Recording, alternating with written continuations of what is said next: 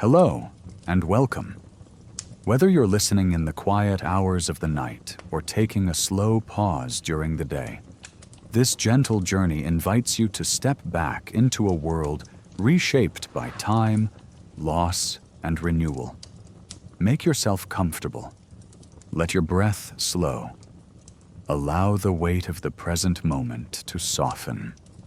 Together we'll drift beyond the noise of history books and statistics into the human stillness that followed one of the greatest turning points the world has ever known. This is what happened after the Black Death ended, a calm, reflective exploration of a world learning how to breathe again. Take a slow, steady breath. As you exhale, imagine medieval towns resting under pale morning light, their streets quieter than before, their bells no longer ringing for the dead. The Great Plague has passed, leaving behind empty homes, abandoned fields, and a deep, shared silence. In this peaceful retelling, there is no fear, no urgency, only quiet observation. We move gently through the aftermath, noticing how societies, landscapes, and lives slowly began to change in ways both subtle and profound. Picture yourself standing at the edge of a recovering world. The air is cool and still, carrying the scent of rain-soaked earth and fresh growth in neglected fields. Nature has crept back into villages and farmlands, softening the scars left behind. Somewhere, a market stirs again. A craftsman opens a workshop. A bell rings not for mourning, but for the passage of time. Though you remain safely where you are, you may sense the fragile hope that begins to rise, quiet, cautious, and human. In the chapters ahead, we'll explore how life transformed after the Black Death, how survivors rebuilt communities, how labor and power quietly shifted, how beliefs, art, and daily life changed in response to loss. We'll move slowly through these moments, letting history unfold like a long exhale after a storm. For now, settle in, breathe deeply, and allow this calm journey into the aftermath of the plague to begin. Part 1. Dawn in a Changed World. In the mid-14th century, as the Black Death released its grip, Europe awoke to a world transformed. The plague had raged from 1347 to 1351, killing a third or more of the population in just a few grim years. Now, in the quiet dawn after the storm, small communities across Europe struggled to comprehend their new reality. Picture a tiny village in England around 1353. The first light of day reveals cottages with empty doorways and silent hearths. Weeds grow tall where neighbors once tended gardens. A lone church bell tolls for morning prayers, but only a handful of villagers gather in the chapel. Their footsteps echo on the stone floor as they slip into half-vacant pews. Not long ago, this church was filled with families. Now many familiar faces are gone. The survivors murmur their prayers with a subdued reverence, grieving those lost yet grateful to be alive. In this village, as in countless others, life will continue, but it will never be quite the same as before. The immediate aftermath of the plague was eerie and surreal. Fields that had been bustling with farmers lay oddly still.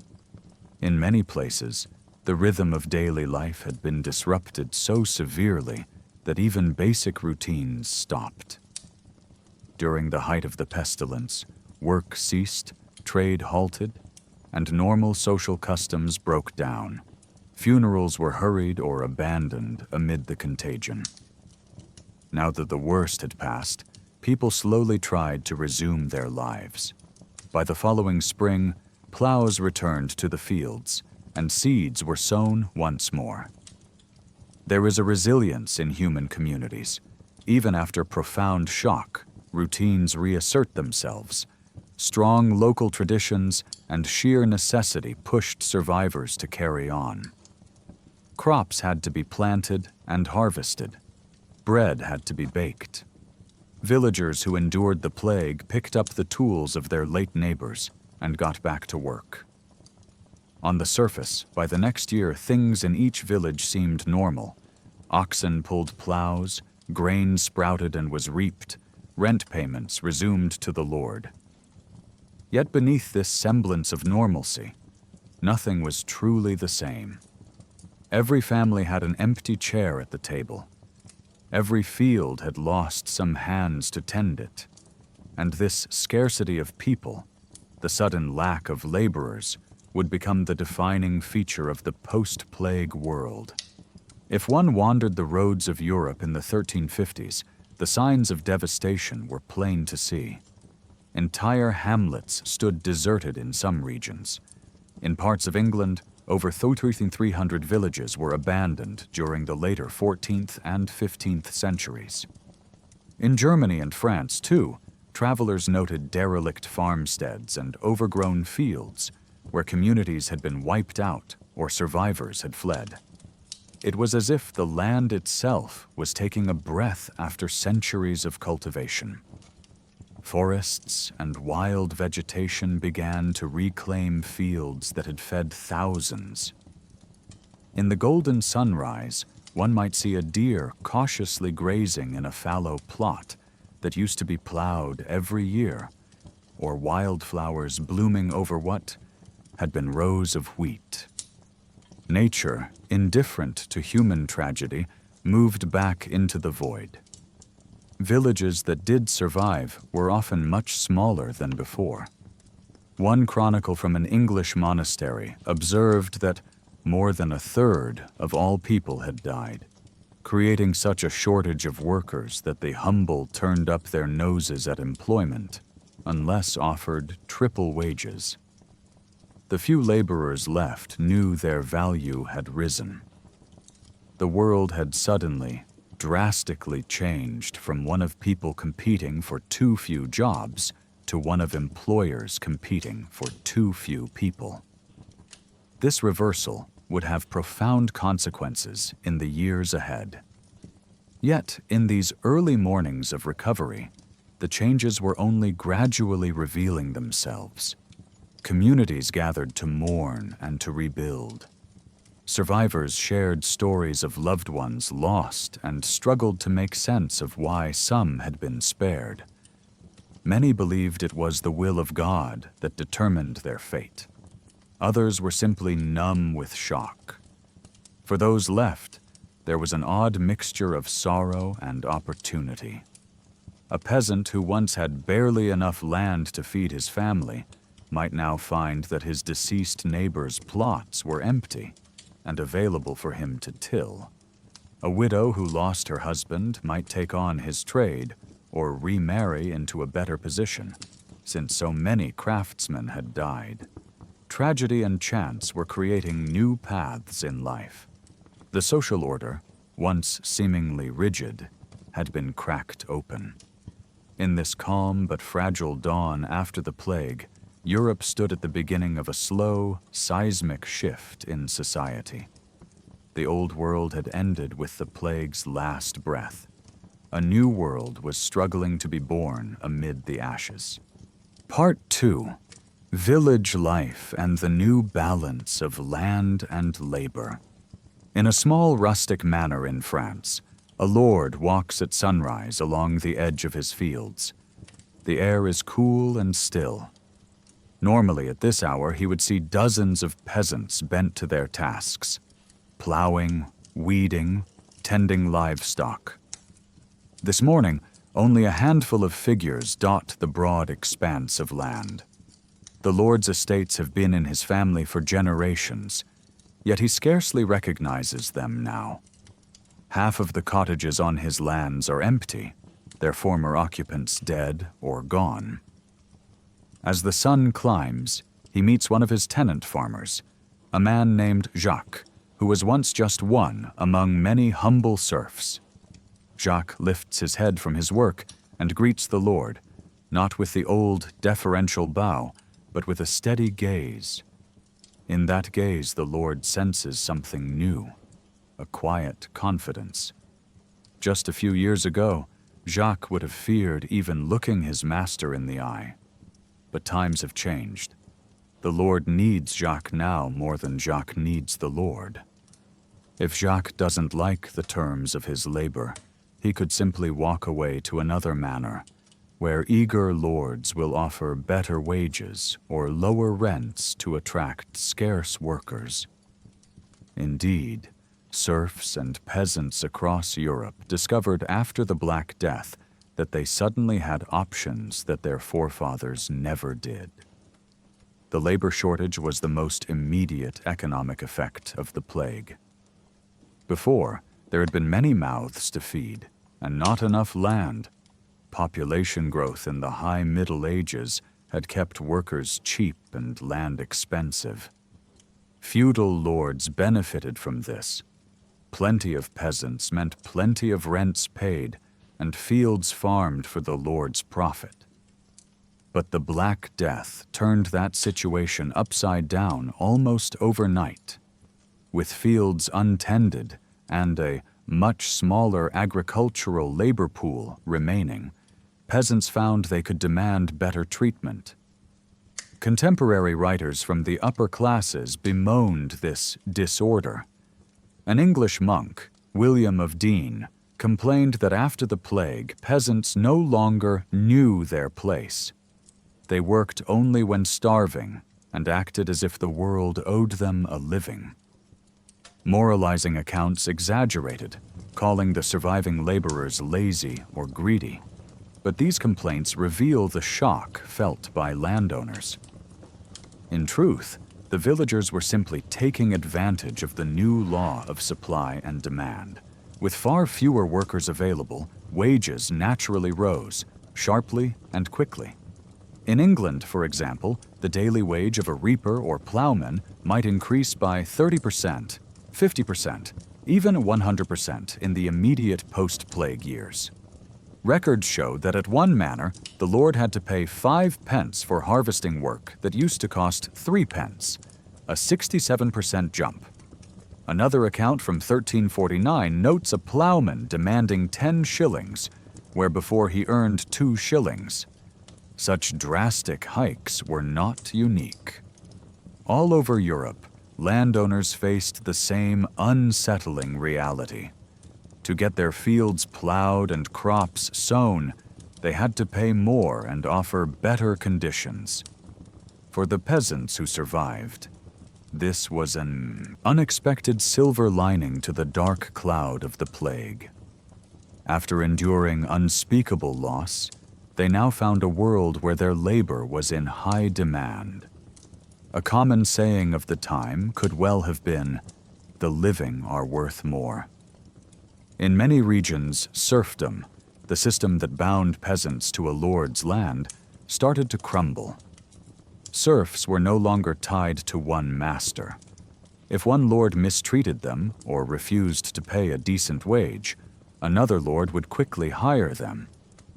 The bond of feudal obligation was loosened by sheer necessity. A smart lord realized it was better to negotiate than to watch his estate fall into ruin for lack of workers. Thus, some lords began to offer incentives, a bit of land free of rent, or permission for peasants to hunt game or gather wood, previously forbidden. Others reduced the unpaid labor days they demanded. Little by little, the onerous burdens on peasants were lightened to persuade them to stay. The lords had to make changes to keep peasants on their land, as one historian succinctly put it. In short, the balance of power in the countryside tilted toward the underclass. Not every noble accepted these changes gracefully.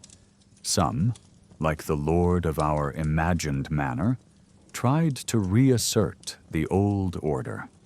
In a Worcestershire manor called Hale Samhain, the lord stubbornly insisted that his surviving tenants continue performing all the traditional labor services, even resurrecting ancient duties that had fallen out of use before the plague. In Catalonia, northeastern Spain, where feudal control had already been tight, nobles used a mix of intimidation and small concessions to keep peasants bound, charging huge fees if a peasant tried to buy freedom. But such hardline approaches were exceptions. Generally, peasants voted with their feet. If overworked or underpaid, they left in search of a better deal elsewhere. An English chronicler in Rochester wrote with some astonishment and a bit of horror that peasants could scarcely be persuaded to serve the eminent unless for triple wages, and that aristocrats, failing to find servants, had to attempt farm work themselves. It's doubtful many lords truly took up the plow, but the idea of it was shocking enough to record. The upper classes, bewildered and anxious, looked for ways to restore the old familiar hierarchies. But brute force could only go so far. A dead serf could not be compelled to till fields, and a live one had newfound leverage. In the face of peasant defiance, some authorities turned to the law. Part 3. Laws, Rebellion, and the Struggle for a New Order. As wages rose and serfs walked away from oppressive masters, the elite fought back with ink and seal. Kings and parliaments across Europe passed emergency laws in the 1350s, aiming to freeze society in its pre-plague state. In England, King Edward III issued the Ordinance of Labourers, 1349, and the Statute of Labourers, 1351, which legally mandated wages to remain at pre-plague levels and forbade workers from leaving their home villages in search of better pay. Similar laws were decreed in France, Aragon, Castile, and various Italian cities, all with the goal of tying laborers down and keeping wages cheap. To the nobles and officials, it must have seemed reasonable to set rules to counter what they saw as societal chaos. They imagined that if only everyone would return to the old ways, the wages of 1346, the obedience of serfs to lords, then the unsettling new world could be tamed. On paper, these laws were harsh. A laborer who refused to work for the old pay, or who left one lord to serve another, was technically a criminal under such statutes. Some towns established officials to hunt down and punish wandering workers without masters. But reality proved stronger than law. It's one thing to decree an edict, another to enforce it. In practice, many of these laws failed to halt the economic forces at play. France, for example, had to revise its wage control edict in 1351 to allow a 1/3 increase in pay, an admission that the original freeze was unworkable. In most regions, except perhaps England, where royal authority was relatively effective, enforcement was spotty. Workers and employers often colluded to ignore the rules. A lord might officially record a low wage to satisfy the law, but then quietly pay extra in coin or kind to actually get the job done. Local courts overflowed with cases of laborers accused of breaching the statute. One court record from 1352 tells of an English laborer, Edward Le Tailleur of Wotton, who simply left his employment without permission before his term was up. Another man, pointedly named John Death, was taken to court for demanding an excessive fee for reaping corn. Such cases reveal how widespread the disobedience was. Even decades later, in 1374, records show a group of laborers in one village flatly refused to work at the legally fixed rate and left town to seek higher pay elsewhere. The authorities could threaten and fine, but they could not easily undo the fundamental scarcity of workers. When push came to shove, landowners conceded, raising wages and improving conditions rather than let their estates fall into ruin. Bit by bit, wages did rise and inequality did lessen, the very outcomes the elites feared, materializing despite their efforts. Naturally, these tensions between the classes sometimes erupted into open conflict. If the post-plague era offered new opportunities for commoners, it also bred resentment when those in power tried to snatch those gains away. By the late 1350s and beyond, a wave of revolts shook Europe, a direct legacy of the Black Death's social upheaval. In 1358, barely a decade after the plague, French peasants in the region of Beauvais, north of Paris, rose up in a violent rebellion known as the Jacquerie. They were enraged by heavy taxes and the nobility's abuses, exacerbated by the ongoing 100 Years' War, and perhaps emboldened by the new sense that the great lords were not as invincible as before. The Jacquerie saw castles stormed and nobles slain before it was brutally suppressed. Though short-lived, it sent a chill through the aristocracy, a sign that the common folk would not suffer silently. In the cities, too, discontent simmered. After the plague, many urban artisans and laborers faced their own struggles. Guilds might restrict new members, patrician merchants often monopolized government, and workers had to contend with both plague aftershocks and war-driven economic woes.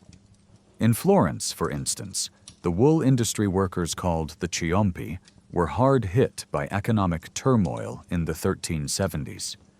They had benefited somewhat from the labor shortage. Their wages had initially risen. But the city's oligarchs still kept them politically powerless.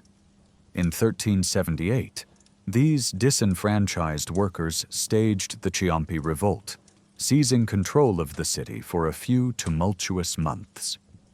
Chroniclers note that the Ciompi demanded a voice in government and relief from debts and low wages. Their uprising was influenced in part by post-plague labor pressures, though also by currency devaluation and the local power struggles of the time. For a brief period, humble carders and dyers, among the poorest guild workers, sat in the palaces of Florence making decrees. Although the elite soon crushed this revolt and executed its leaders, the message was clear. The old social order had been shaken to its core. Whether in rural fields or city workshops, those who toiled with their hands were no longer meekly accepting their lot. Perhaps the most famous of these post-plague rebellions was England's Peasants' Revolt of 1381.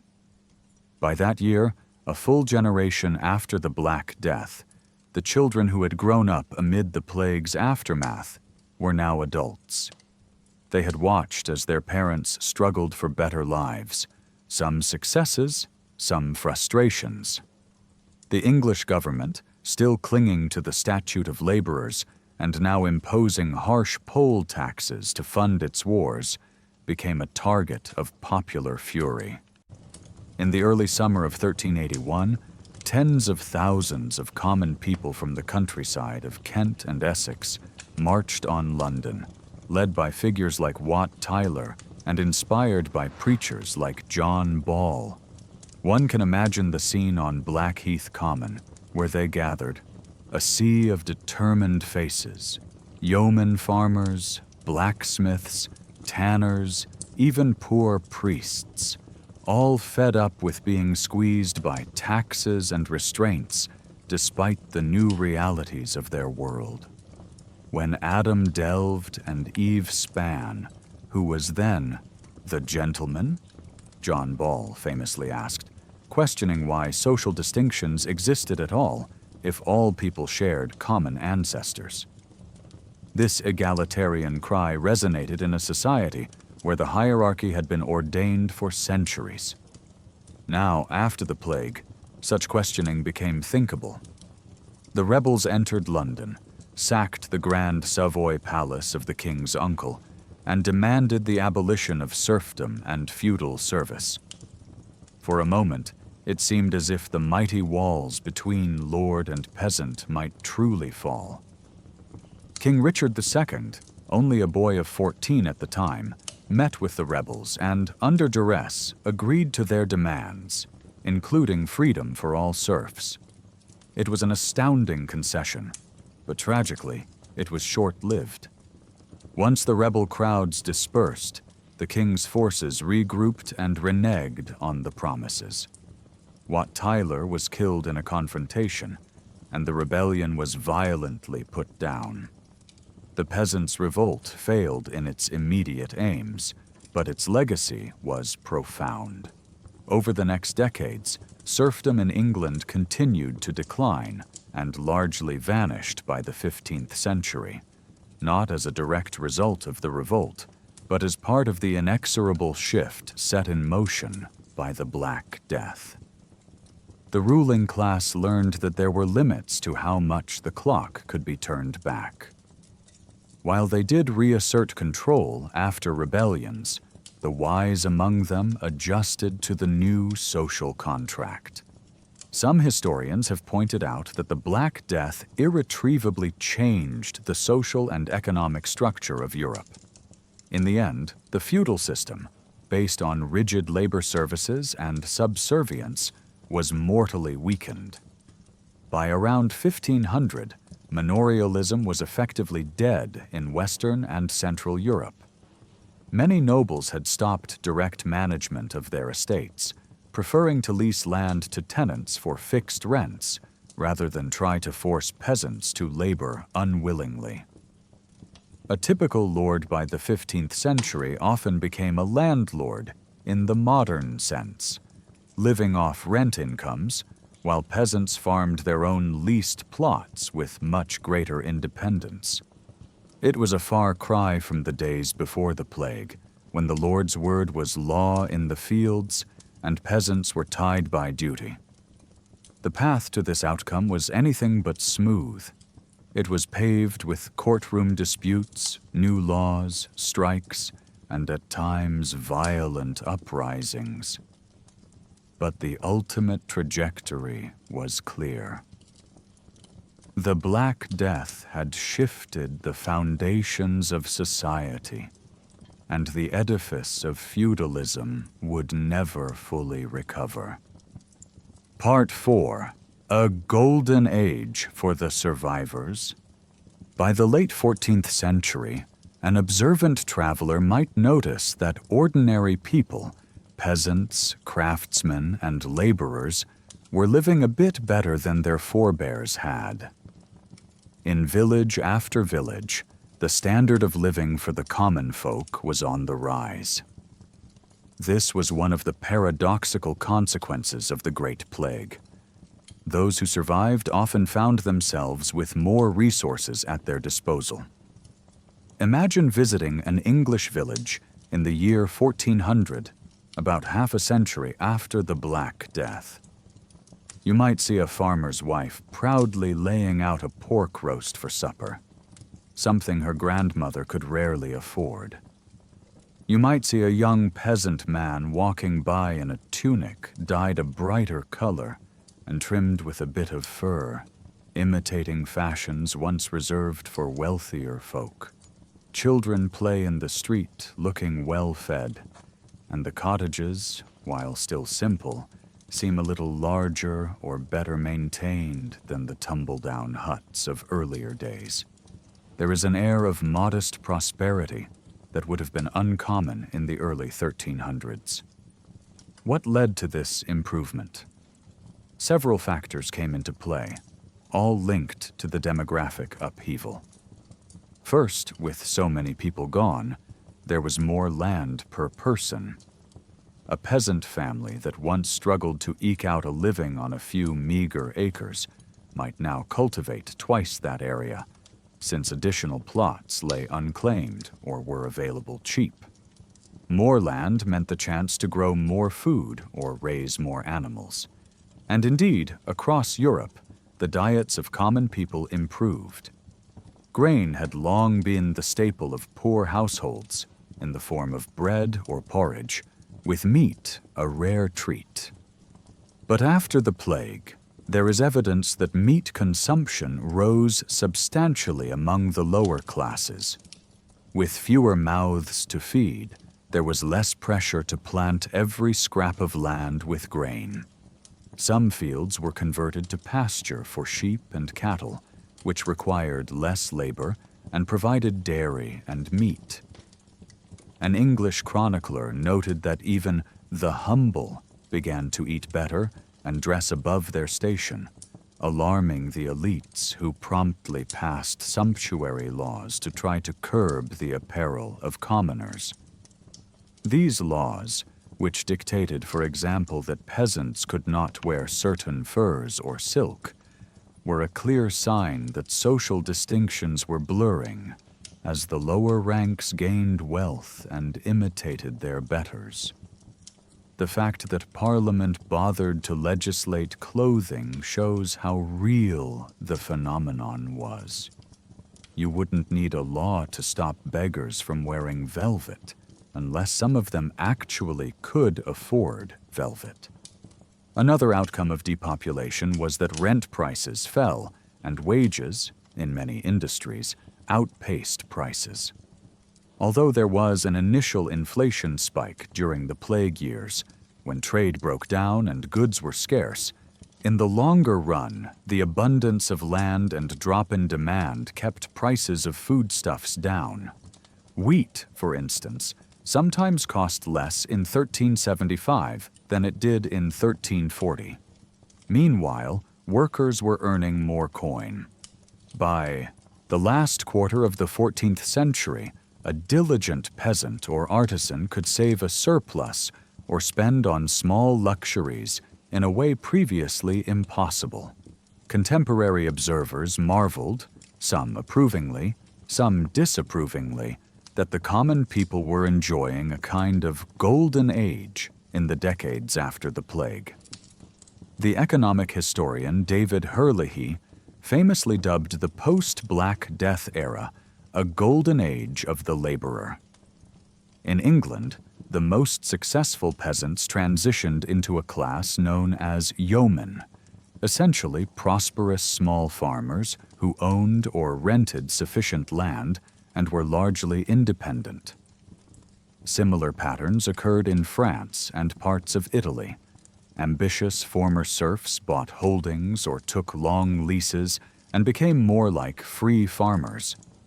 A German or Eastern European term for such a figure was kulak, a peasant who accumulated land and wealth. Though in Eastern Europe, as we will note, the story took some different turns. One can glean vivid details of village life in this period from manorial records and later writings. Freed from onerous labor dues, a peasant might now work for himself 6 days a week, instead of toiling part of the week on the Lord's domain.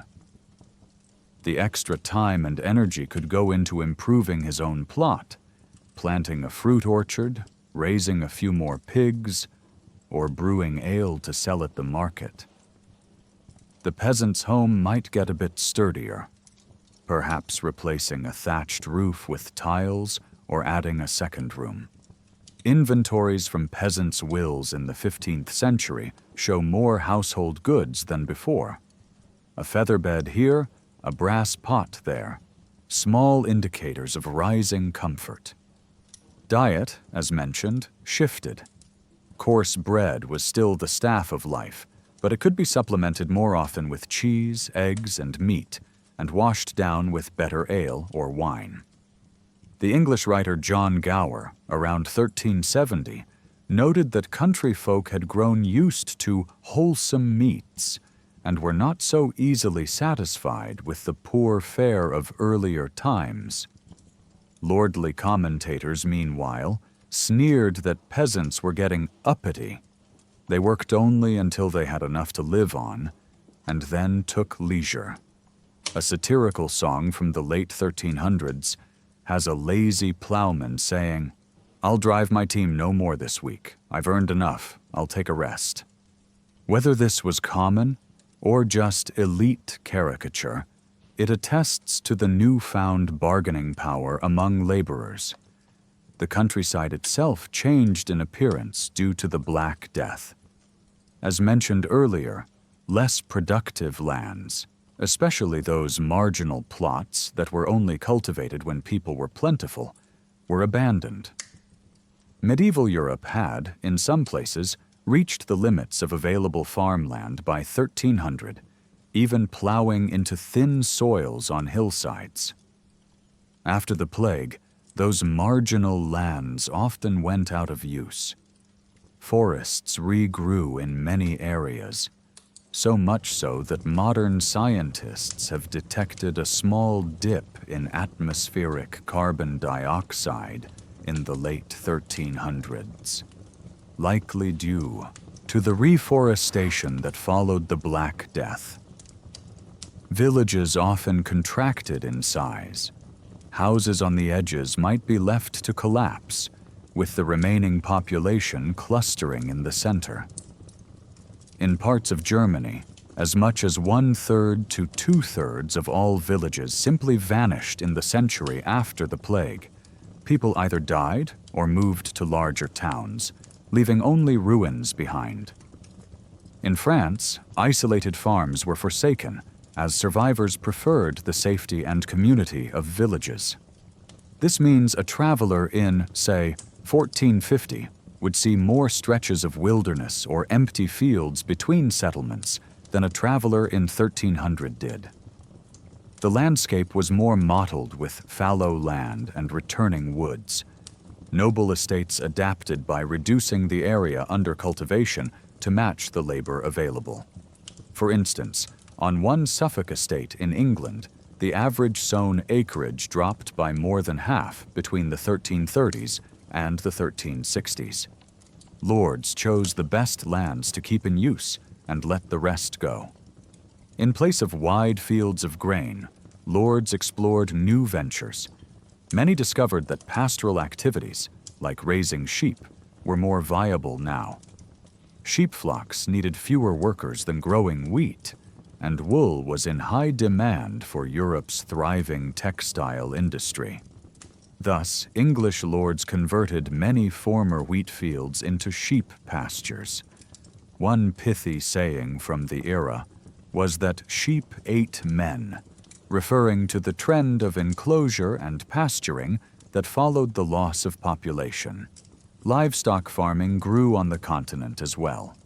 In fertile regions with good climate, vineyards and orchards expanded. Grapes, olives, hops, and other cash crops which required less continuous labor than staple grains were attractive alternatives. Urban merchants even invested in rural land to grow such products for city markets. All these changes indicate a shift towards a more efficient, less labor-intensive agricultural economy. In many ways, the Black Death accelerated Europe's transition from the medieval world of lords and serfs to a more modern world of landlords and tenant farmers, wages and leases. By 1425 or so, it was rare in England for a great lord to manage his manor directly with serf labor. Instead, he often farmed out the manor to a tenant or farmer who paid rent. Feudal dues were frequently commuted to fixed rents in cash, and sometimes lords just sold off pieces of their domain entirely to free peasants. For commoners, this was great news. It meant more freedom and a chance to accumulate wealth or improve one's station. A peasant who managed to buy his freedom and secure a long-term lease on good land might become quite well-to-do. Local records began referring to some of these men not as mere peasants, but as husbandmen or yeomen, indicating a degree of respectability and self-sufficiency. It is important to note that this golden age applied chiefly to Western Europe. In Eastern Europe, the story was more complicated. In places like Poland, Hungary, and Russia, where the economy was less monetized and population densities lower, the nobles reacted to the labor shortage by actually tightening their grip on the peasantry. In the centuries after the Black Death, many Eastern lords imposed what historians call the second serfdom, binding peasants with new laws and extending the period of forced labor on estates to produce grain for export.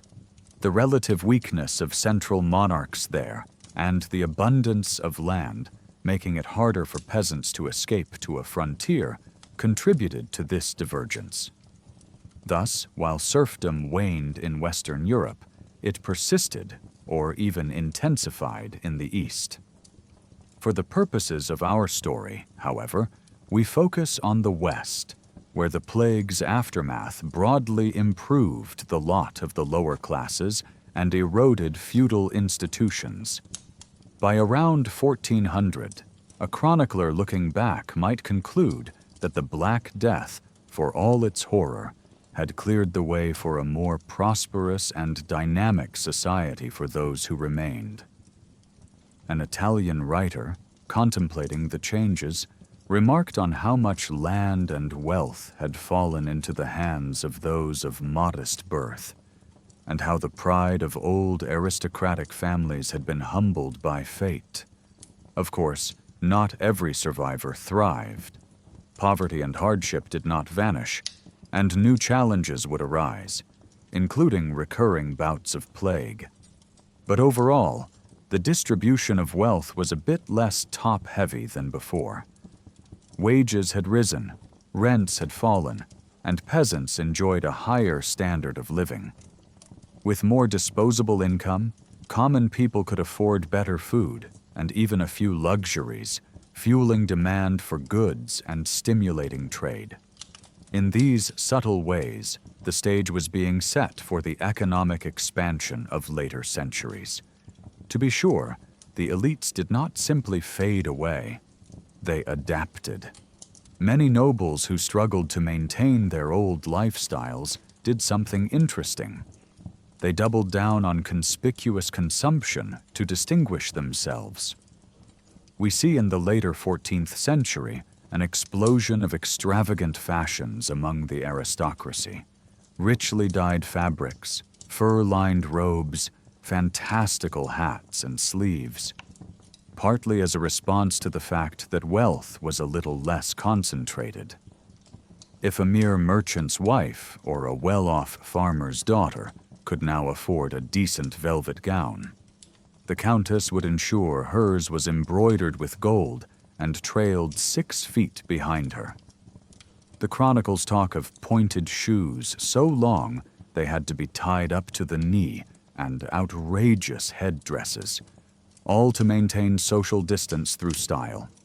So, while on one hand, society became somewhat more equal in material terms, on the other hand, the upper crust tried even harder to mark themselves as superior by outward display. Sumptuary laws, as mentioned, were one tool, forbidding lower ranks from wearing certain colors or jewelry, though enforcing these was as difficult as enforcing wage laws. In summary, the decades after the Black Death brought a complex mix of outcomes. There was genuine economic betterment for many survivors, more land, higher wages, and a loosening of feudal bonds. This is why some historians refer to 1350-1450 as a period of unprecedented social mobility in Europe. Former plowmen became village leaders. Enterprising artisans became wealthy guild masters. Some families of peasant origin even managed to climb into minor nobility by acquiring land and marrying well. It was not a utopia by any means. Life was still hard for most, and new problems would emerge. But relative to the cramped, overpopulated Europe of 1300, the Europe of 1400 was a place where an individual commoner had a bit more room to breathe and to dream. Part 5. Towns, Trade, and the Urban Aftermath.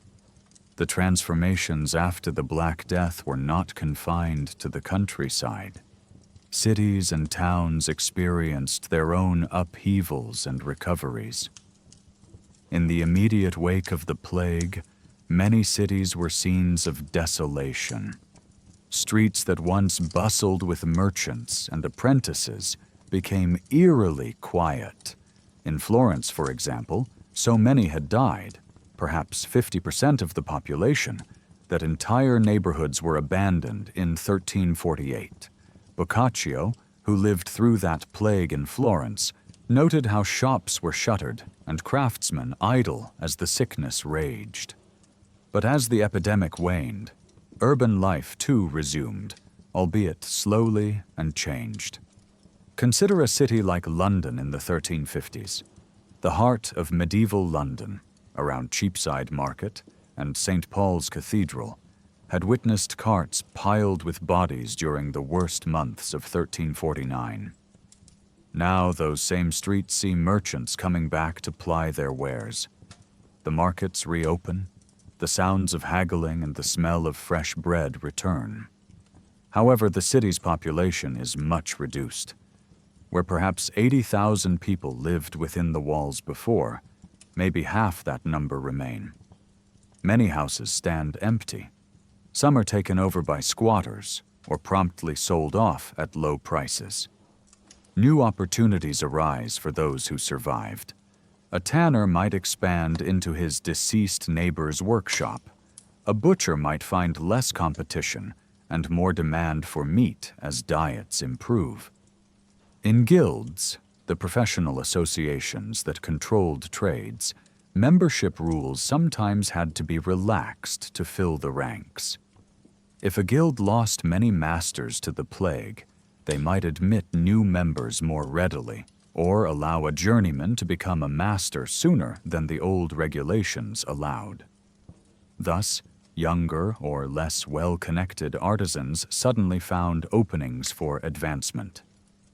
City governments, much like lords, faced labor shortages. Construction projects in the 1350s often stalled for lack of workers, or costs ballooned because masons and carpenters demanded higher pay. Records from Siena and Florence show that workers on the city payroll, building cathedrals or walls, were earning significantly more after the plague. The chronic labor scarcity sometimes meant that city authorities recruited workers from elsewhere. Skilled craftsmen from rural areas or other towns were enticed to relocate with promises of high wages. This led to a degree of migration. People moved to places with better opportunities. A poor survivor from a devastated village might try his luck in a town where he heard workers were needed to rebuild a bridge or man the workshops of a cloth merchant. Urban migration after the Black Death was indeed one factor in the reshaping of cities. Some cities bounced back quickly by drawing in newcomers, while others stagnated if they could not attract people. For instance, Milan and Venice managed to maintain their prominence. Milan, legend has it, avoided the worst of the initial plague by strict quarantine measures, so it had a head start, whereas some smaller cities declined and never fully recovered. Trade routes, which had temporarily closed during the pandemic, reopened as survivors sought to restart commerce. The great trade fairs of Champagne in France, the Hanseatic ports of the Baltic, the caravan routes in the Middle East, all saw activity resume by the late 1350s. However, international trade also had to adjust to the new economic reality. With fewer consumers in total, certain markets shrank. On the other hand, because average folk had a bit more spending power, demand for quality goods rose among the surviving population. There are hints that the textile trade, for example, saw a shift. Instead of exporting huge quantities of coarse woolen cloth for a mass of poor peasants, many of whom were now gone, producers might pivot to finer fabrics for a somewhat wealthier clientele of survivors. Some luxury industries, silk weaving, jewelry, recovered well since the nobility continued to indulge in finery, and even some rich commoners now had the means to buy such items. One interesting outcome in cities was the rise of new men to leadership. In places like Florence, catastrophic mortality among the ruling elite opened cracks in the political structure. The Ciompi revolt we discussed was one dramatic attempt by workers to gain power. Even where no outright revolt occurred, one finds that by the later 1300s, many city councils had members from families that were previously not in the top tier. Essentially, plague deaths allowed social mobility within urban patriciates. A family of bankers or traders that survived might find itself catapulted to prominence simply because rival families died out or lost influence. In Florence, the famous Medici family rose to wealth and influence in the early 1400s, about 2 generations after the Black Death. While the Medici success had many causes, part of the background was a social landscape unsettled by earlier crises. Similarly, in England, the city of Winchester needed new blood in its guilds, so they allowed more craftsmen to become burgesses, freemen of the city, after the plague, broadening civic participation slightly. That said, medieval cities also had their share of tensions post-plague. As in the countryside, authorities sometimes tried to regulate labor. In Florence and other Italian cities, guilds set maximum wages for their industries and petitioned the government to enforce them, worried that the tight labor market would drive costs too high. This could pit guild masters against their own workers, journeymen or day laborers, occasionally leading to unrest. The Ciompi revolt in Florence was partly about wool industry workers wanting better pay and inclusion in guilds, as noted. In 1370s London, there were disputes between the craft guilds and the day laborers who demanded higher wages for building work on city projects. The city ordinances from that time read much like the rural labor laws, attempting to set wage, limits, and punish those who didn't comply. Over time, many cities found equilibrium. By the early 15th century, most urban centers had adapted to the smaller population. In fact, some cities entered a period of Renaissance, both literally and figuratively. The Italian Renaissance is often dated from the 1400s, and one cannot ignore the role the Black Death played in shaping the conditions for it. Florence, despite its turmoil, became a cradle of art and humanism not long after the plague years. Some argue that the demographic shock led to greater per capita wealth, which in affluent cities turned into patronage for the arts and scholarship. A reduced population also meant less crowding and perhaps improved urban hygiene, although medieval sanitation remained very basic. Interestingly, the plague also forced some public health innovations. The city of Venice, which suffered recurring plagues, established one of the first permanent plague hospitals, lazarettos, on an island in 1423, and the concept of quarantine, 40 days isolation, for ships was introduced in Venetian territories by the late 14th century. Likewise, Milan during the initial Black Death famously had a policy to brick up infected houses, which might have spared it somewhat. Later, Milan developed a system of pest houses and sanitary patrols in the 15th century.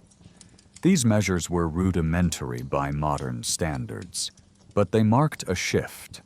Authorities acknowledged a civic responsibility to manage plagues rather than just seeing them as divine fate. So, in a way, the Black Death's legacy in cities included the birth of public health efforts, something that would grow in importance with each subsequent outbreak. Speaking of subsequent outbreaks, we must note that the Black Death was not a one-time event. The plague bacillus did not vanish. It returned roughly every decade or so in localized epidemics. For example, London experienced repeated plagues in the 1360s, 1370s, and especially a severe one in 1361, known as the Pestis Secunda, or children's plague, because it disproportionately killed the young who had been born since 1348. In 1361-62, mortality in some places was around 10 to 20%, lower than the Black Death, but still devastating. These recurring plagues meant that urban recovery was slow and fitful. A city might start to rebound, only to be knocked back by another visitation. The death toll tended to lessen in each wave, partly because survivors from the first plague had some immunity, but it kept populations from growing quickly. It's estimated that Europe's total population didn't begin sustained growth again until late in the 15th century, or even into the 16th. By 1430, Europe might still have had only half or less of its pre-plague population. This chronic depopulation continued to enforce the new economic order of higher wages and cheaper land through the late medieval period. Only when population started climbing significantly and labor became abundant again, a process visible by 1500 in some regions, did the pendulum slowly swing back in favor of landlords and employers. But that was a century or more after the initial Black Death. For people living in the cities in the late 14th and 15th centuries, plague became a recurring part of life. They adapted culturally and psychologically, which we will explore in the next section.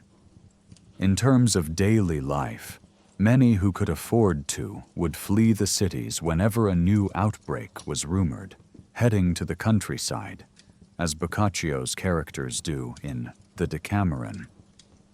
Those who stayed in cities might notice the establishment of new burial grounds on the outskirts, as old churchyards filled up. Plague pits and plague cemeteries dotted the landscape of towns. City streets saw changes in the workforce. More women, for instance, took on roles after the plague as they filled gaps left by deceased men. In some towns, women could be found working as barbers, apothecaries, or shopkeepers in greater numbers than before. This was a subtle social change, not a revolution in gender roles. Medieval society remained male-dominated, but a practical adjustment due to loss of male labor. Additionally, religious charity and civic duty in cities got a boost. Orphanages and hospitals, often run by the church or guilds, expanded to care for those left vulnerable by plague. Despite all the trauma, by 1400 most cities in Western Europe were vibrant centers of activity once more. A visitor to Paris in 1400 would still see the crowded markets, hear the ringing of church bells, and jostle through busy lanes, even if Paris had maybe 100,000 people instead of the 200,000 it might have had without the Black Death. The structures of daily urban life, trade, craft, governance, were intact, just operating under altered conditions. The plague had not destroyed civilization. Rather, it had torn apart the old fabric and forced it to be rewoven with a new pattern. That pattern included fewer threads, but often stronger ones. The survivors and new entrants to city life were, in a sense, the select who would carry society forward. Part 6. Faith and the Church, a Shaken Foundation. As dawn breaks on a Sunday in the late 1350s, the bells of a cathedral toll somberly. The faithful trickle in for Mass, but the congregation is smaller than it once was. The Black Death spared no one in its fury, not even the men of God. It is estimated that the clergy suffered grievously during the plague, with death rates as high as 40–50% among priests who tended the sick. Many of the most learned and pious clergy were lost, having heroically, or sometimes reluctantly, performed last rites for plague victims, only to catch the illness themselves. Now, in the aftermath, the Church faces a crisis of both personnel and credibility.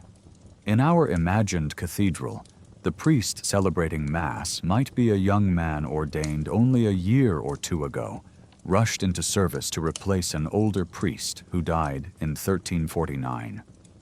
This new priest does his best, but he lacks the experience and perhaps the education of his predecessor. Parishioners notice that his Latin is imperfect and his sermons a bit shallow. Throughout Europe, emergency ordinations had filled the ranks of parish priests with men who, in normal times, would not have qualified. Some barely literate, some of dubious moral character. The church hierarchy had little choice. Souls needed tending, and vacancies were everywhere. But the result was a decline in the overall quality of clergy, which did not go unnoticed by the people. In literature of the late 14th century, we start seeing sharper satire and criticism of priests and monks. Geoffrey Chaucer, writing in the 1380s, famously depicted unsavory churchmen, the summoner with his boils, the greedy pardoner, in the Canterbury Tales. This reflected a growing cynicism. As one scholar notes, the Church's reputation never quite recovered from the Black Death. People had watched as prayers and processions failed to halt the plague, as holy relics proved impotent against the onslaught. They had seen exemplary priests die alongside the sinful, and some cowardly priests abandon their flock to save themselves. All this shook the simple faith that the institution of the Church had all the answers. It's important to stress that medieval people did not en masse lose their faith in God.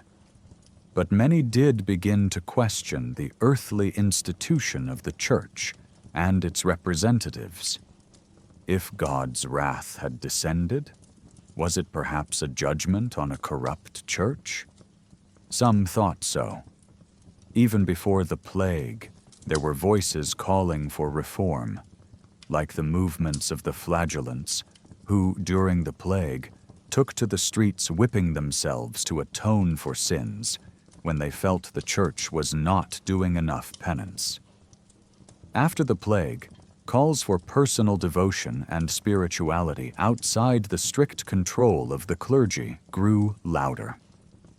People turned to local and personal forms of piety, confraternities, lay religious clubs, venerating local saints, or practicing meditation and prayer at home.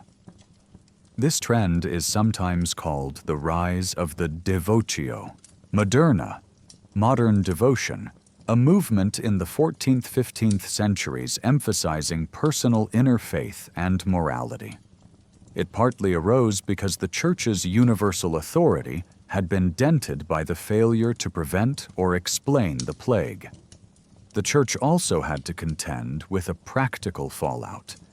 The sheer loss of so many monks, nuns, and priests meant that monasteries and convents were depleted. Some never recovered and shut down. Universities lost theologians.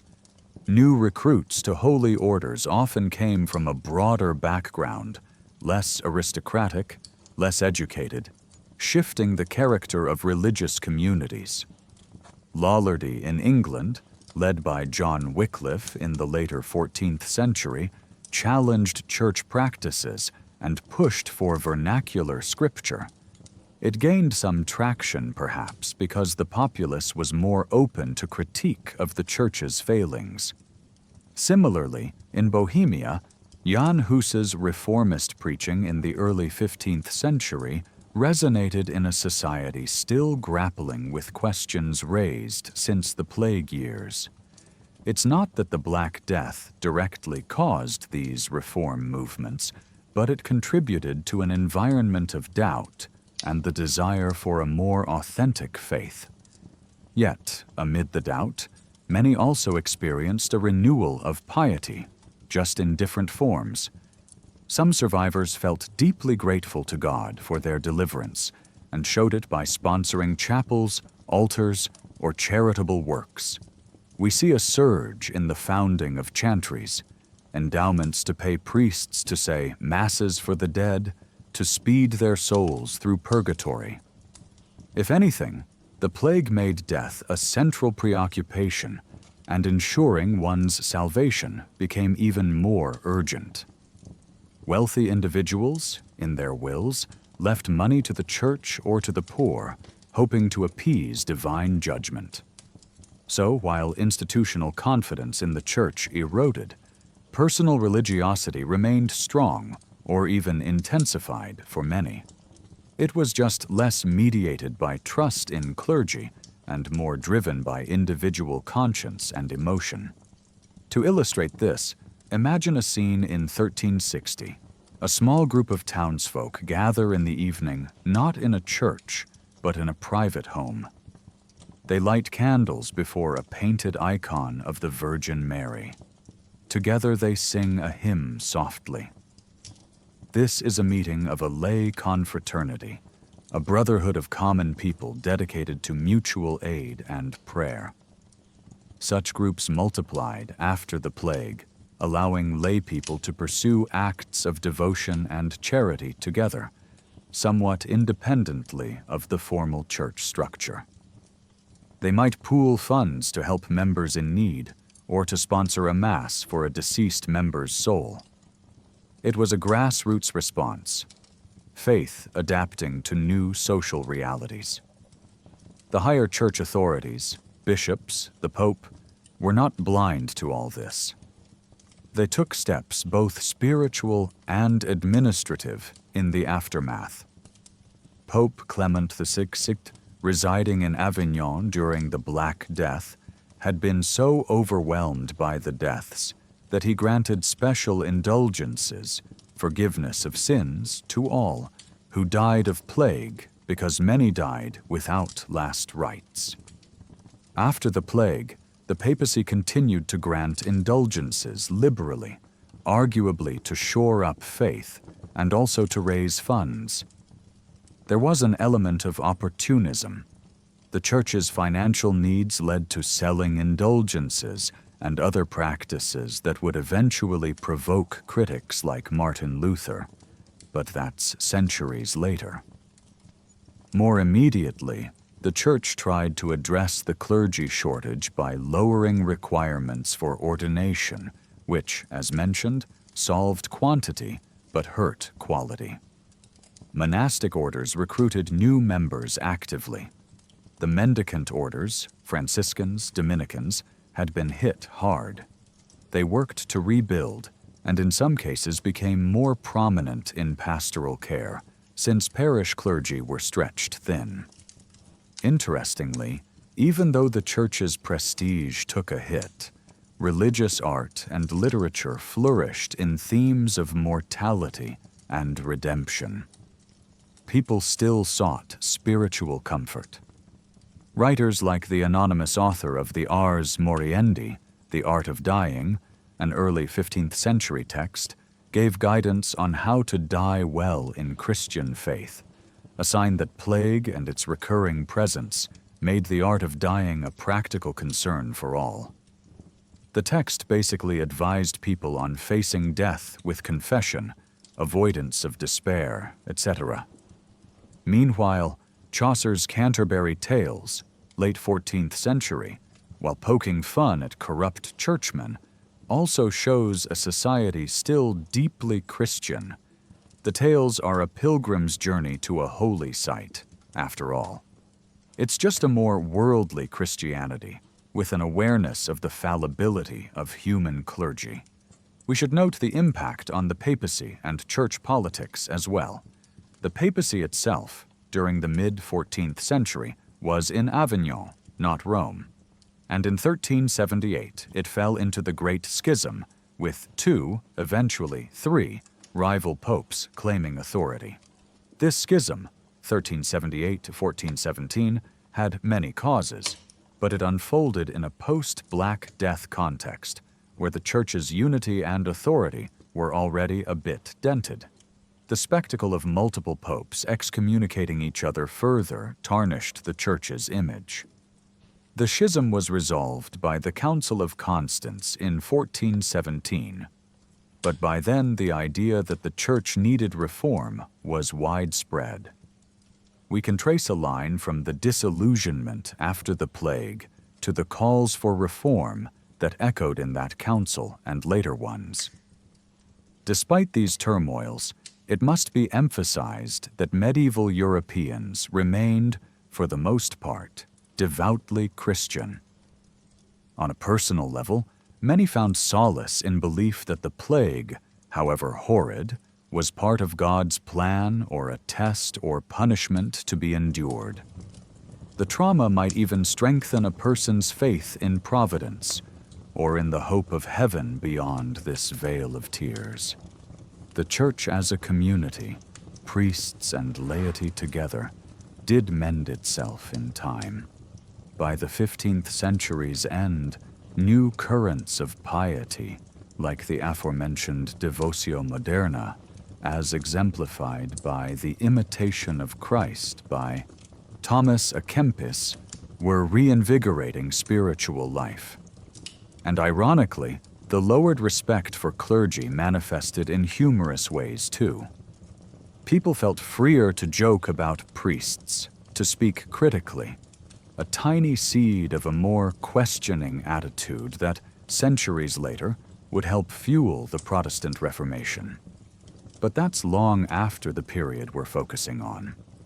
In the shorter term, say by 1400, one observable change was that religious expression became more macabre and penitent.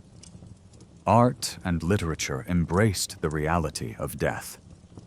Church walls were painted with frescoes of the Danse Macabre, the Dance of Death, an allegory where death, often depicted as a skeleton, leads a procession of people from all walks of life, pope, emperor, knight, peasant, to the grave. This motif, which became popular in the decades after the Black Death, was a visual sermon. Memento mori. Remember you must die no matter your station. One famous example was a mural, now lost, painted around 1424 in the Holy Innocents Cemetery in Paris, showing dancing corpses inviting the living to dance toward the cemetery. These images were undoubtedly influenced by the collective trauma of plague.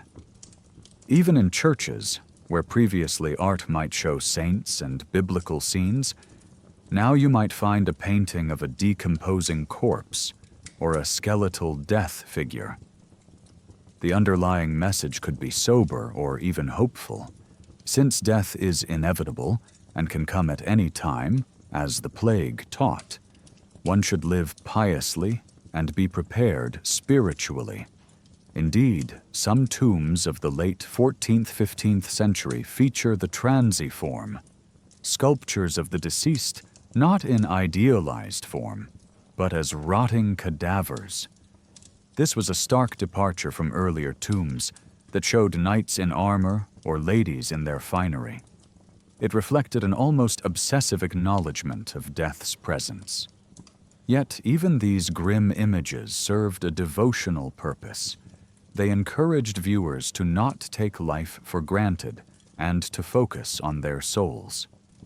Thus, the church and religious life after the Black Death was a tapestry of contradictions: weakened institutional authority but persistent faith, horrific imagery but pious intent, criticism of clergy but continued devotion to God. Medieval society's spiritual foundation had been rattled but not broken. In many ways, the cracks that appeared would widen later, but in the immediate aftermath, the prevalent attitude was to seek meaning and comfort in the same faith that had always sustained them, albeit with a more world-weary perspective.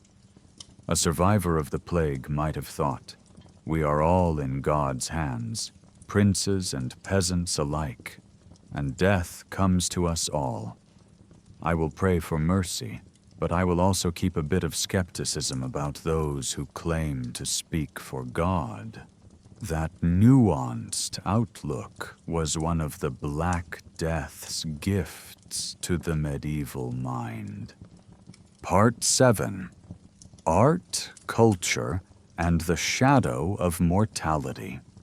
From the ashes of the Black Death grew not only social and economic changes, but also a profound cultural response.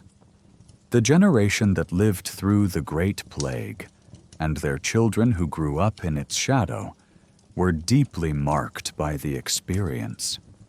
This is vividly reflected in the art, literature, and even music of the late medieval period.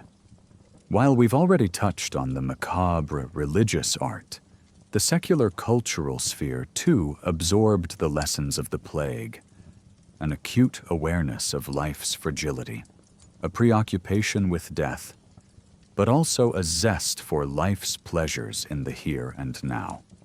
One of the earliest and most famous literary works to emerge from the plague's aftermath is Giovanni Boccaccio's Decameron. Written in the early 1350s, just a couple of years after the Black Death swept through Italy, the Decameron is framed by the plague. It begins with a harrowing description of Florence during the outbreak. Boccaccio writes of neighbors forsaking each other, of pitiful mass graves, of the breakdown of social norms, a first-hand account of the chaos. But then the tone shifts. The Decameron tells of 10 young people who flee the stricken city to a country villa, where to entertain themselves and keep despair at bay. They tell stories for 10 days. The stories are humorous, witty, often bawdy tales of love, trickery, and life's follies. Why is this significant? Because it illustrates a kind of cultural coping mechanism. Boccaccio's characters literally escape death by turning to storytelling, to humor and human creativity. The subtext is that life, with all its joys and absurdities, asserts itself even after catastrophe. The popularity of the Decameron, and similar tale collections in other languages, showed that people hungered for not only moral or religious reflection post-plague, but also for enjoyment and distraction. Eat, drink, and be merry, for tomorrow we may die. Boccaccio basically dramatized that saying. It's a carpe diem, seize the day, mentality that likely gained traction when death had been so indiscriminate. At the same time, an opposing yet complementary theme took hold: memento mori. Remember that you must die, as we have seen with the dance of death motif. The interplay of these two, seize the day, but also remember death, defines much of the art in the post-plague era. People did not become nihilistic. Rather, they were both celebrating life and acknowledging death's inevitability more than before. Let's consider the visual arts. We already described the danse macabre imagery.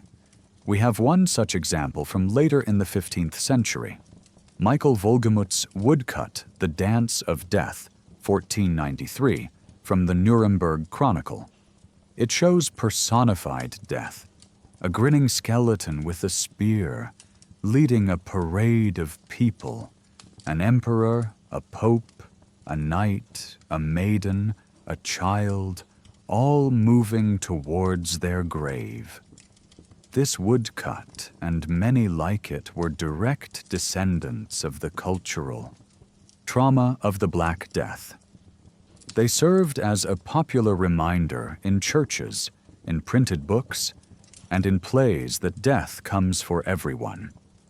They were often accompanied by verses emphasizing that earthly status is vain in the face of mortality. Interestingly, these grim images were not necessarily depressing to the medieval viewer. They were almost comforting in their universality, reinforcing the notion that death is the great equalizer and a part of God's plan. Humor sometimes mixed in. Some Dance of Death depictions have death teasing or pranking the living, a kind of dark comedy showing how foolish humans can be in pretending they're not going to die.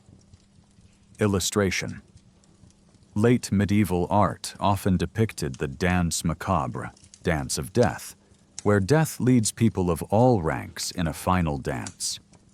Such images, like this 1493 woodcut by Michael Wohlgemuth from the Nuremberg Chronicle, reflect the Black Death's enduring impression on the collective mind.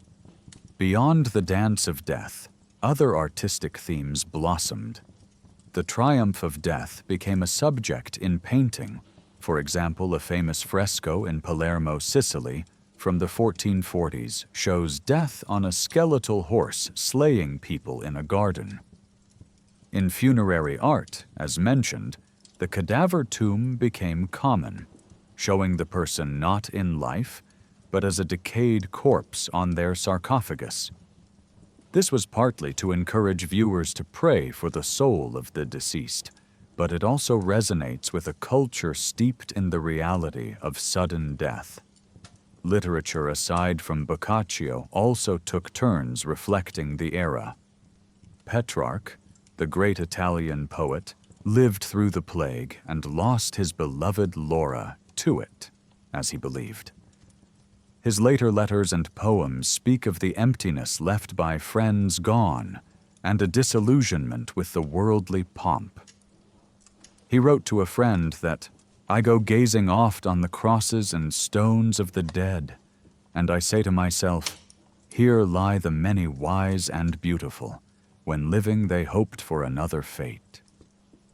One can feel the melancholy introspection. Yet Petrarch also looked forward. He and others maintained hope for human endeavor beyond the plague. In fact, Petrarch is sometimes called the father of humanism, and one could speculate that surviving the plague gave him a sharper focus on what humans could achieve in this life, since tomorrow is not guaranteed. In England, William Langland's Piers Plowman, 1370s, an allegorical poem, has passages likely influenced by the social aftermath of plague, criticizing corruption and envisioning a better society. And Chaucer, besides his jabs at churchmen, wrote The Pardoner's Tale, a short story within the Canterbury Tales that explicitly references the plague. 3 drunken youths seek to kill death, who they think has slain their friends, only to meet death in the form of greed. That tale encapsulates a moral lesson drawn from the plague years. Be wary of sin, greed in this case, because death is ever present. We also see more direct references. Ring around the rosy. The children's rhyme often claimed, though debated by scholars, to reference plague symptoms. A pocket full of posies for the herbs carried to ward off miasma. Ashes, ashes, we all fall down for death. Whether or not that rhyme truly originated then, it's true that the plague entered folk memory and probably folk songs and tales that are lost to us. In the realm of music, The late 14th century saw the rise of melancholic or penitential tones in some compositions, though also lively secular music flourished as court life continued. One might imagine that the haunting strains of Gregorian chant requiems took on new depth when sung so often for plague victims. At the same time, a carpe diem spirit appears in popular songs, encouraging people to enjoy love and springtime because death can come anytime. Another interesting cultural note: education and learning were affected too. Universities had been gutted by plague. For instance, Oxford and Cambridge both temporarily closed in 1349 and lost many scholars. But within a generation, they rebounded with new students, often from more humble backgrounds than pre-plague. Some historians suggest that the shortage of educated clergy led to more opportunities for non-noble youth to receive an education, which in the long run broadened intellectual life. It's hard to quantify, but one could argue that the intellectual ferment of the 15th century, early Renaissance thought, had more diverse voices contributing because of the social mobility earlier. One tangible outcome: new colleges and endowments were created as acts of charity or piety by wealthy survivors.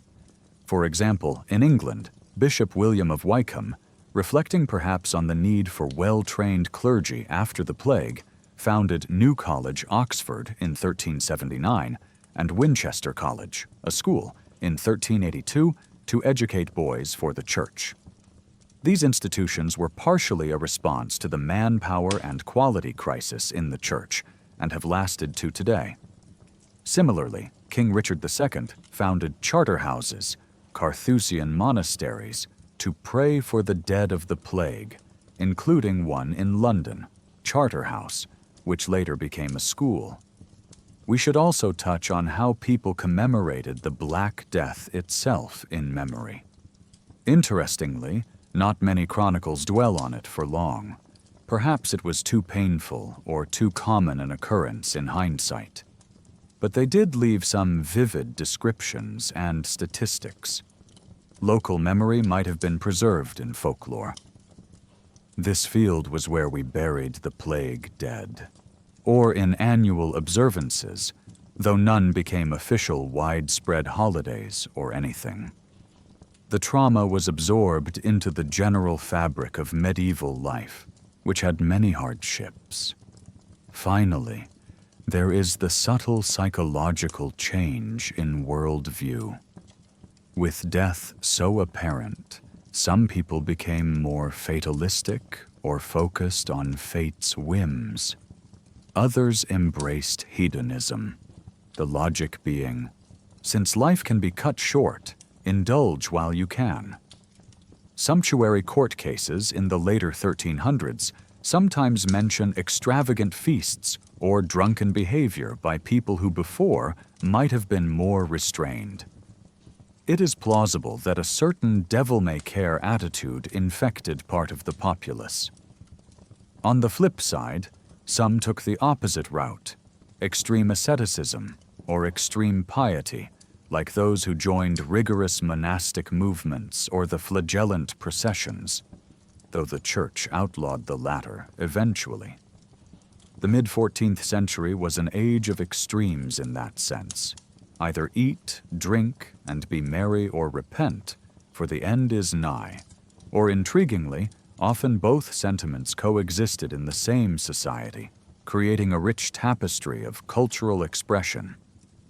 To put it succinctly, the aftermath of the Black Death permeated the culture with a dual awareness, an obsession with death and a celebration of life.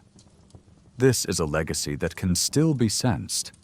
When we see medieval skull art or read tales from that era, we are hearing the echoes of those plague years. Mortality became the muse for creativity. The late Middle Ages, once seen only as a time of gloom, is now recognized by scholars as also a time of innovation and resilience. People danced with death figuratively, in paintings, songs, stories, and sometimes literally, yet continued to build beautiful cathedrals, compose songs of love, and craft illuminated manuscripts of stunning artistry. In a way, culture was a form of defiance, an affirmation that even if death had its triumphs, human creativity and hope would have theirs as well. Part 8. Long Shadows and New Horizons. As the 15th century progressed, Europe bore the long-term imprint of the Black Death, even while society moved on to new endeavors. By 1450, a century after the plague, an observer might see both continuity and fundamental change compared to 1340. It was still recognizably medieval Europe. Kings ruled, peasants farmed, the church stood as a powerful force, yet the feudal, agrarian world of 1300 had evolved towards something more fluid and modern. In many respects, the Black Death served as an accelerator of historical trends that were already in motion, and as a catalyst for new developments that might not have occurred so soon otherwise. One significant long-term effect was the eventual recovery and growth of population, which led to new dynamics. By the late 1400s, in some regions, especially parts of Italy, Low Countries, and Spain, population numbers were climbing steadily, though still not reaching pre-plague highs yet. With population increase, some conditions that had favored laborers began to reverse. Land once again became more crowded, and wages in some places started to drop relative to prices. However, the social changes achieved in the post-plague century weren't entirely rolled back. Serfdom, for instance, was effectively gone in England, the Netherlands, and much of France. The freedom and property rights that peasants had gained remained the baseline. So as population grew, Europe transitioned not back to strict feudalism, but toward a rural society of mostly free tenant farmers and wage laborers. This laid ground for a more market-oriented economy. Farmers made decisions based on rents and market prices rather than customary feudal dues. In England, grain production gave way in many areas to wool production for the market, a trend begun due to labor shortage that persisted because it was profitable. One could say the Black Death nudged Europe from a feudal towards a proto-capitalist trajectory, although it would take centuries more for capitalism to fully emerge. Another enduring effect was the concentration of wealth among survivors and the redirection of that wealth. With many wealthy noble families extinguished or financially weakened, some noble lineages literally died out in the plague, others were bankrupted by war and economic shifts. Opportunities arose for the bourgeoisie, the urban merchant and banking class, to gain more influence. The later 14th and 15th centuries saw city elites and royal governments buying up lands from impoverished lords. Kings also took advantage of noble weakness to centralize power. For example, in France, the monarchy gradually increased its authority after the chaos of mid-century. The concept of nation-states with stronger centralized governance arguably gained momentum. A monarch like France's Charles Weymouth, who reigned just after the plague, could levy taxes and build a standing army, in part because the old feudal order was disrupted and the crown stepped into the void of authority. In essence, the weakening of the old nobility inadvertently strengthened both the crown and the emerging moneyed classes. Over time, this would lead to the more centralized states of the early modern period. It's a stretch to credit the Black Death alone for that, but it was a contributing factor to shaking up medieval power structures. The Church, as we have discussed, never regained the unquestioned dominance it had circa 1300. By 1500, on the eve of the Reformation, the seeds of discontent and calls for reform were widespread, from Erasmus's humanist critiques to popular disdain for indulgence sellers. The Black Death's legacy in this was long-term. It introduced that first crack of skepticism and the habit of local, personal devotion. It also contributed to mysticism and movements that bypassed the official church, like Catherine of Siena's lay penitents, or later the Brethren of the Common Life. When Martin Luther would come in 1517 to challenge the church, he was doing so in a world already conditioned by nearly 2 centuries of churn and questioning that began, in part, after the Black Death. Another fascinating angle is the environmental impact. Some scholars have pointed out that the reduced population and regrowth of forests after the Black Death could have had a minor role in the onset of the Little Ice Age, a period of cooler climate from roughly 1400 1850. The idea is that increased forest cover draws more CO2 out of the atmosphere, a carbon sink effect, potentially contributing to global cooling. While climate history is complex and doesn't rely on one cause, it's intriguing that by the 15th century, Europe did experience shorter growing seasons and more frequent famines again, though nowhere near the severity of the Great Famine of 1315. If indeed reforestation happened on a large scale due to abandoned farms, the plague might have indirectly influenced climate, a truly long-term consequence that medieval people wouldn't have recognized, but we can measure in climate proxy data. In terms of health and medicine, the Black Death spurred incremental changes that bore fruit later.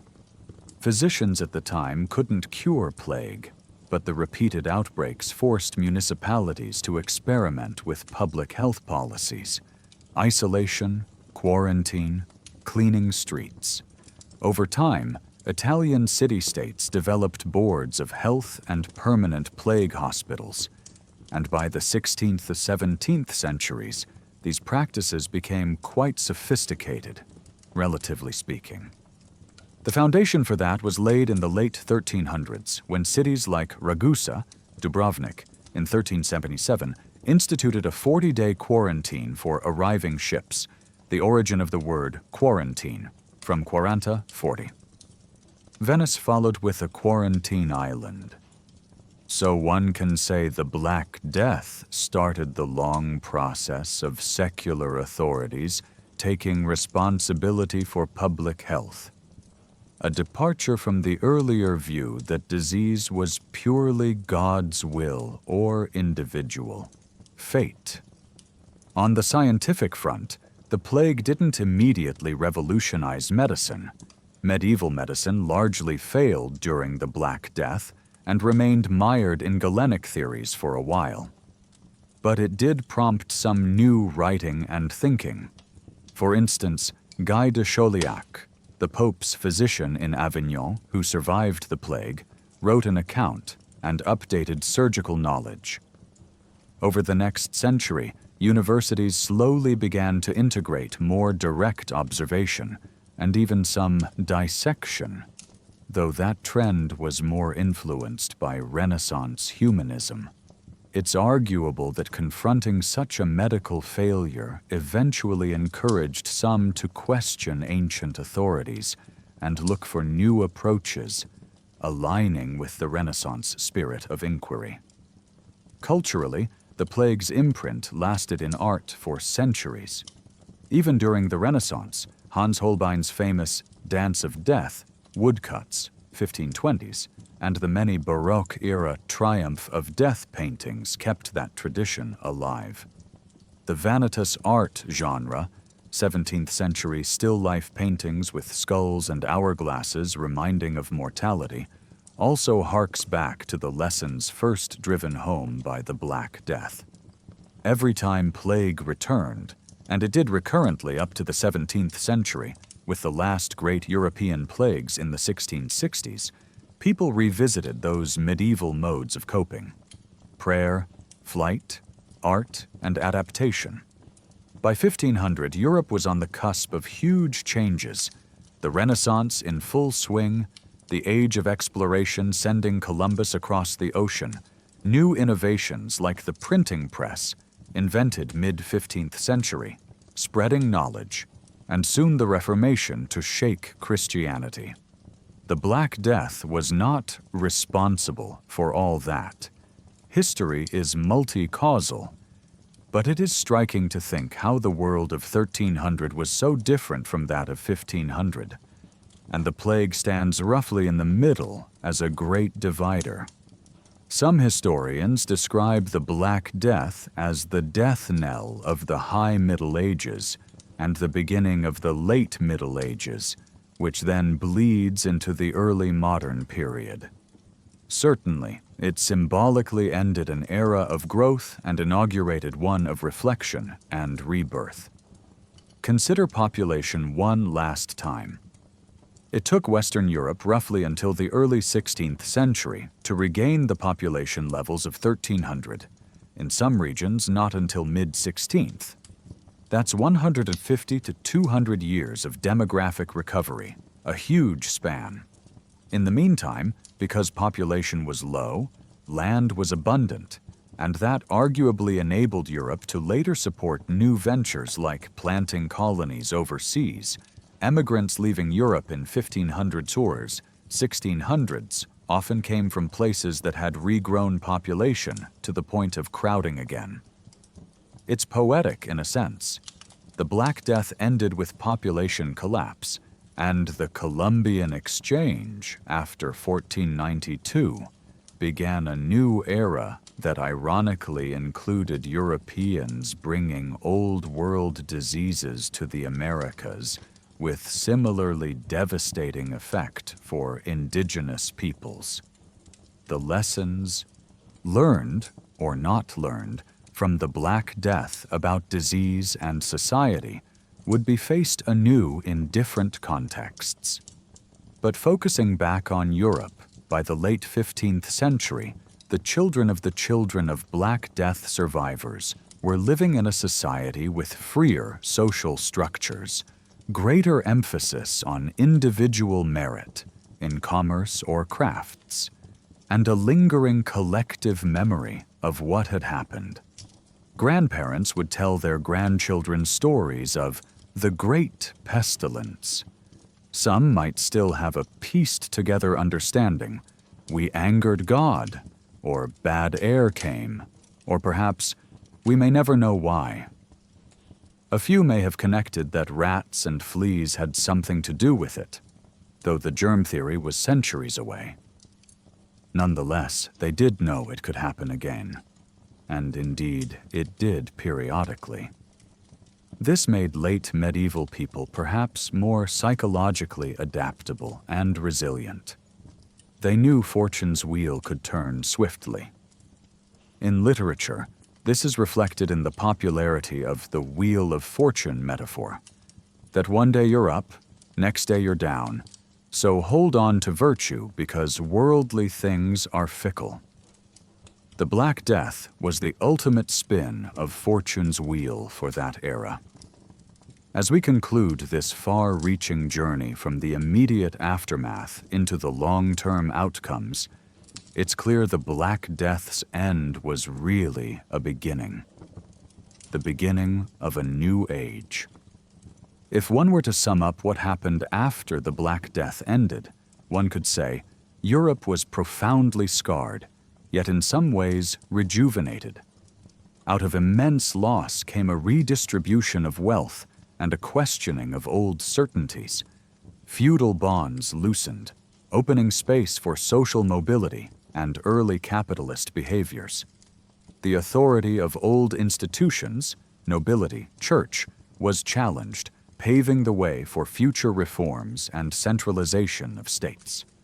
Culturally, an intensified awareness of mortality gave rise to art and literature of remarkable honesty and poignancy.